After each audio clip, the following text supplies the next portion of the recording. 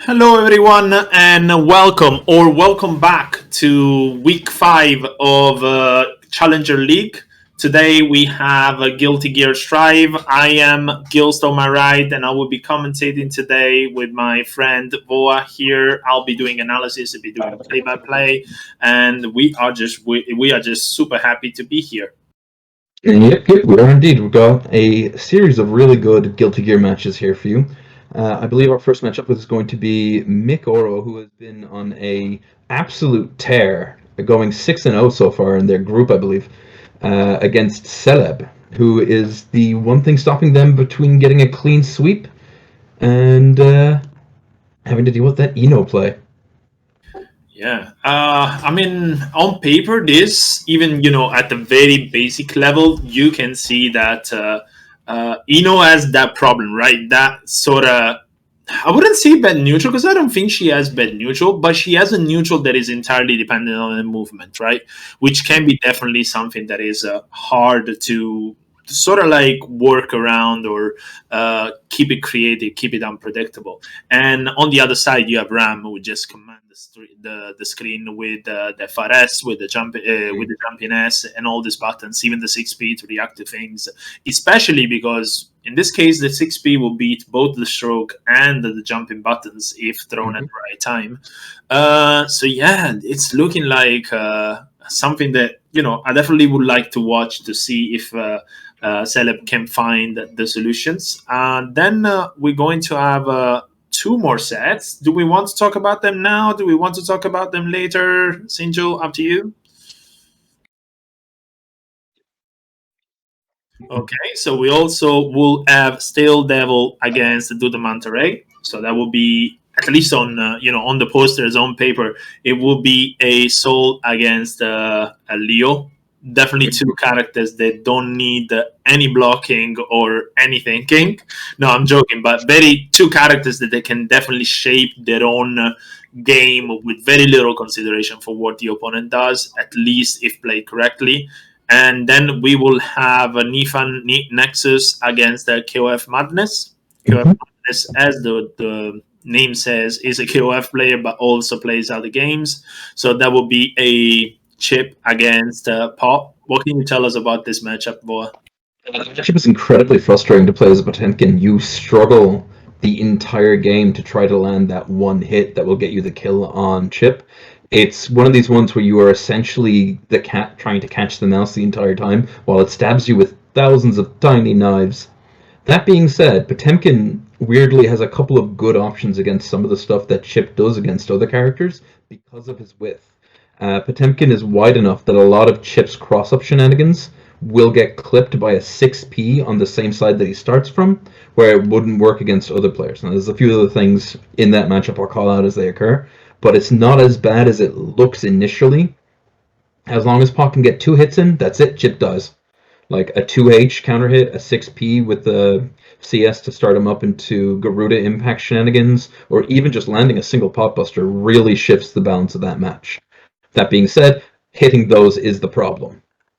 Yeah, and speaking of Podbusters, that's actually an interaction that a lot of people seem to forget. The common grab, the leaf grab that Chip does is quite reactable if you're looking for it. And if you, instead of jumping where he has, the 3-frame jab that might anti-air you take the backdash, that's a guaranteed Podbuster. And that's something that will hurt Chip, especially, yeah. Oh yeah, if you like, Chip and Milia are in that realm of I've hit you with 2 Potbusters, you are now dead.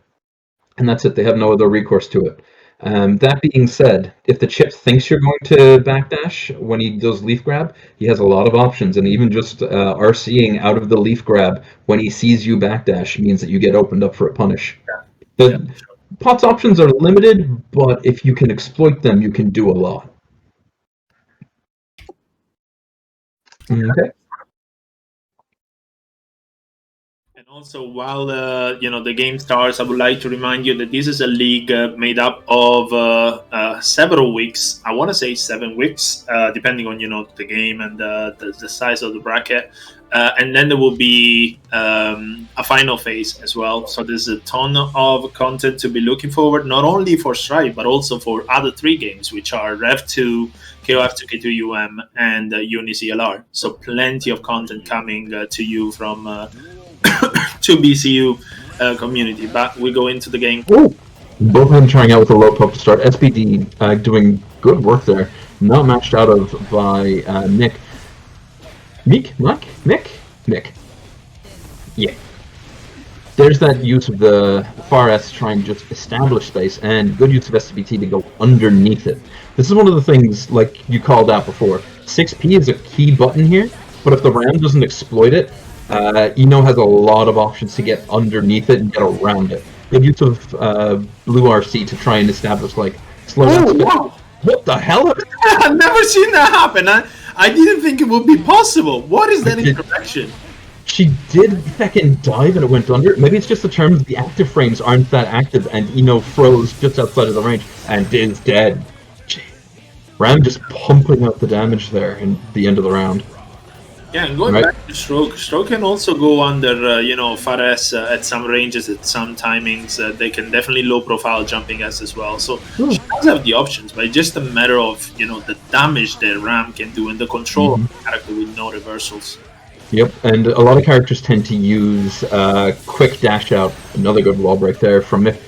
Tend to use quick dash out with shield, and that's the first game down to Mick, showing how they managed to get this far in a 6-0 matchup.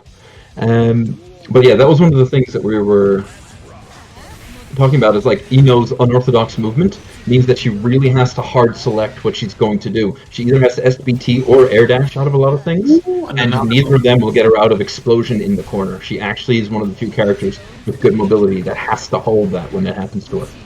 Yeah, and on the other side, you also have the throw side. I'm assuming that was the H stroke.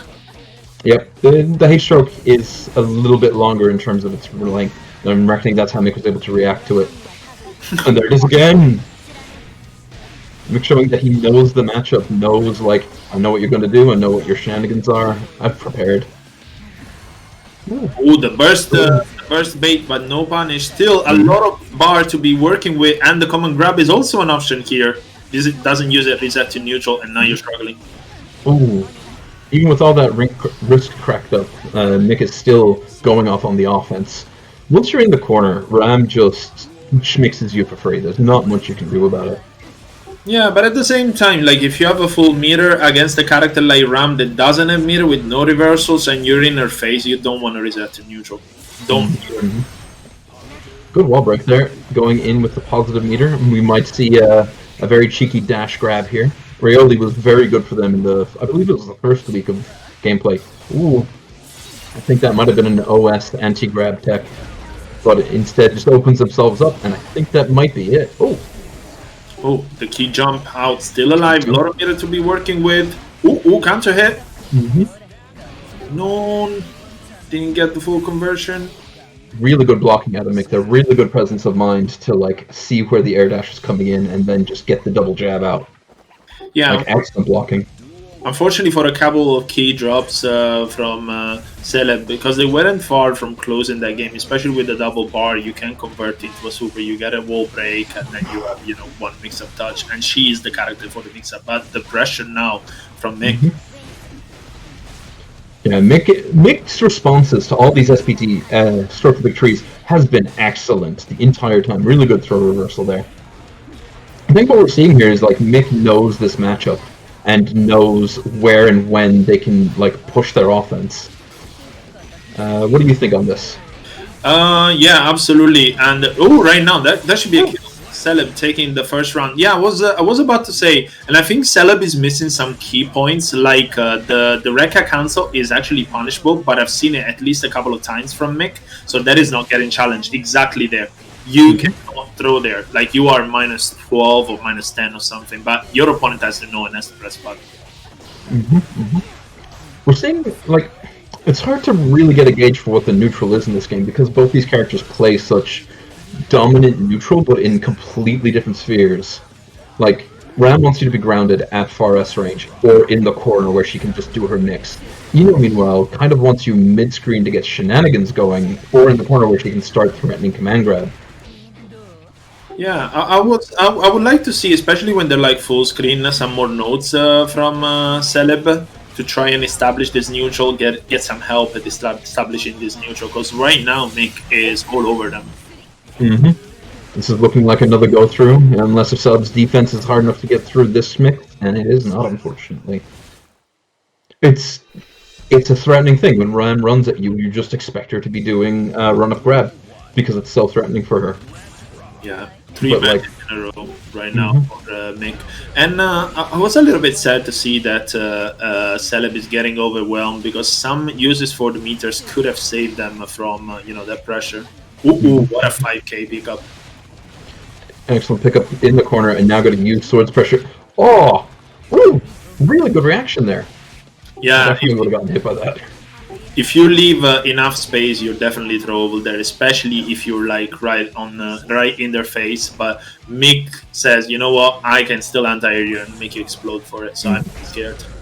It's a really cheeky PRC pickup there as well. I would not have made it. Really good presence of mind also from Mick here to like throw only a single sword to make sure they have all the pressure they need to keep going with a follow-up and get the full combo off. Alright.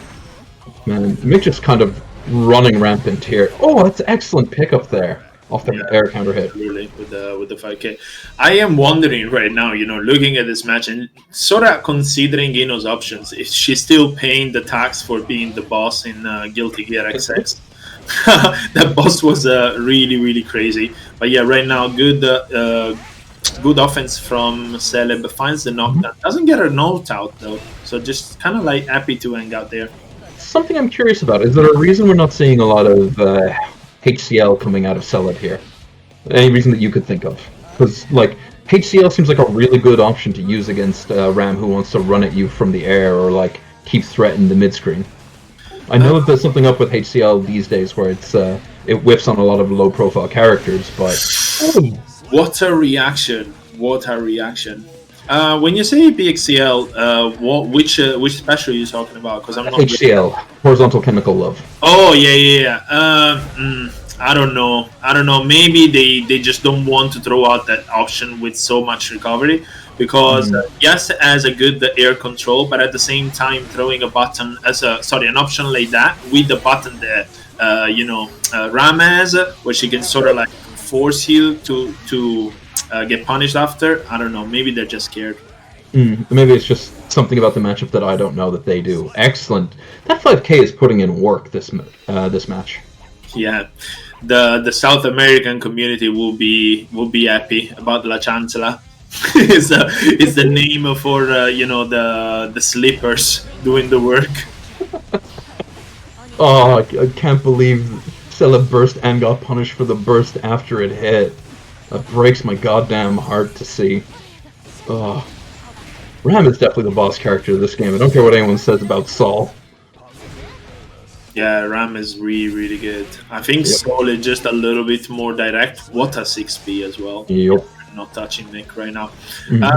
I am, going back to what I was saying before, I would like to see Celeb use the meter a little bit more offensively, especially with a character with such good control and pressure and lockdown. I've seen a lot of interesting RCs come out, but I feel like you're right. Like Reversal Super, or even like just Megalomania. I almost said the wrong thing there. On Wake Up could be something very threatening here that Nick would have to respect. Okay, I don't think Nick can play a single one of those mixes.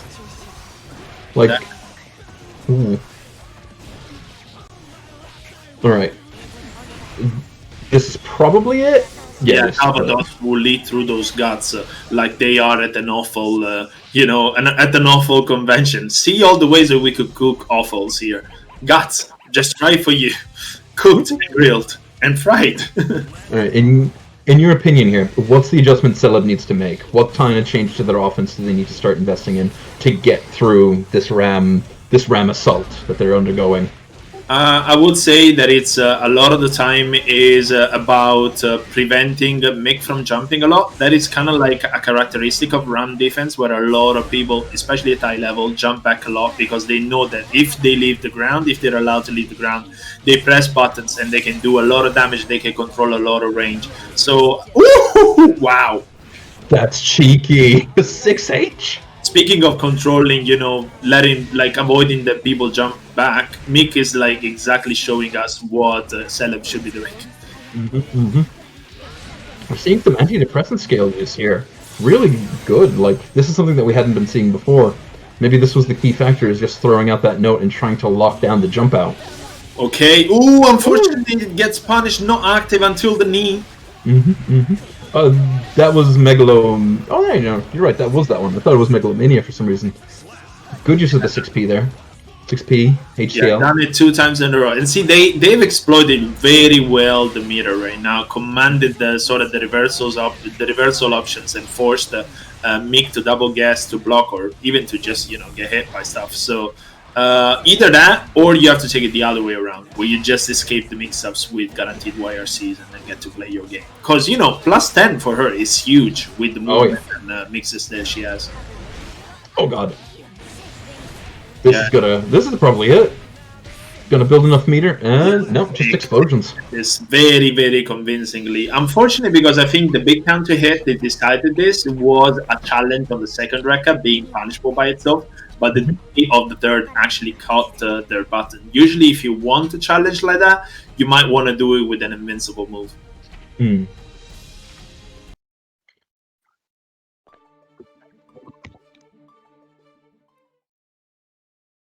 There we go. So we're going to move to the second matchup when we can get, the switch player and the setup happening. While we do that, you can actually press buttons, even though you're not playing. And you know what? All those buttons are plus and have literally no drawback. So you go onto our match arena. There's 1, 2, 3, 4, 5 buttons to be pressed.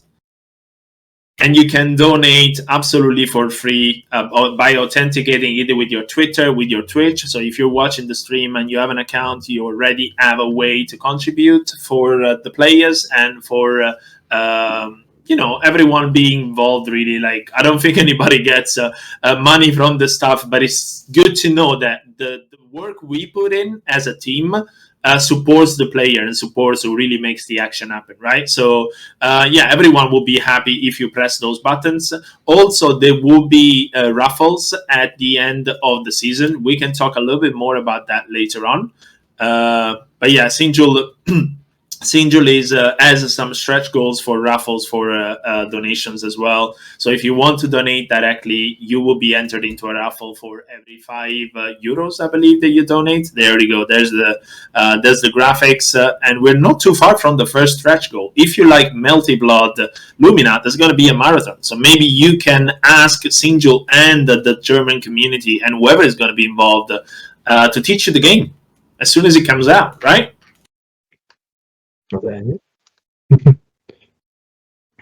This will actually be my first time sitting down and playing Melty Blood proper, given the fact that I completely avoided it when it was Actress again because the interface for getting games scared me. Okay. Look, it was just very unfriendly, and it was just a weird interface, but I've always been interested in playing a bit of Melty Blood, the progenitor to the Undernight series, and also the weird depth that you can go into with that game is always really thrilling. So having this kind of stream to kick people off would be really, really helpful for helping new players get into the game, especially, I think. It's funny that you mentioned Undernight with the interface and sort of, the impact of the interface and things, because I will be moving soon to Italy. So I will be in a place where I have no locals whatsoever, and I can sort of focus on what I want to have from fighting games and the ways I want to have fun with.